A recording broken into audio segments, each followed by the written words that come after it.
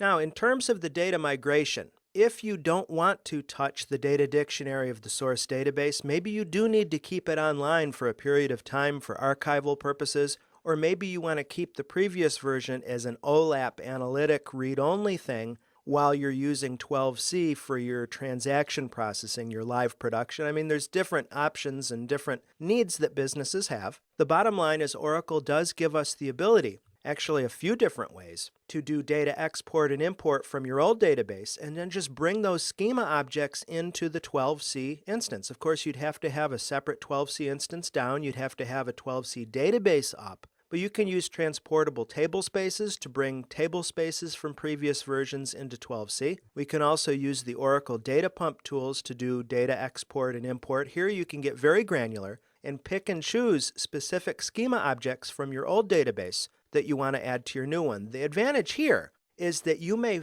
have always thought that your source database, the layout of it, wasn't particularly optimal. In software development, we call it spaghetti code and band-aided code, where we think to ourselves, oh boy, I wish we had done this differently when we designed this. Well, a nice thing about doing a migration is that you can do a do-over, and you can create a data model in 12c and then just pick the parts and pieces that you need from the old system and avoid reinventing the wheel in terms of some schema objects and constraints that are already created, and certainly the data rows themselves, and bring those over. Now that's another subject for another course, literally and figuratively. We'll cover these in another Pluralsight course that I'm building. Remember that all of this stuff, this Oracle Database 12c DBA stuff, is to help prepare you to pass the DBA1 certification exam. All of the topics are directly from the Oracle supplied exam objectives.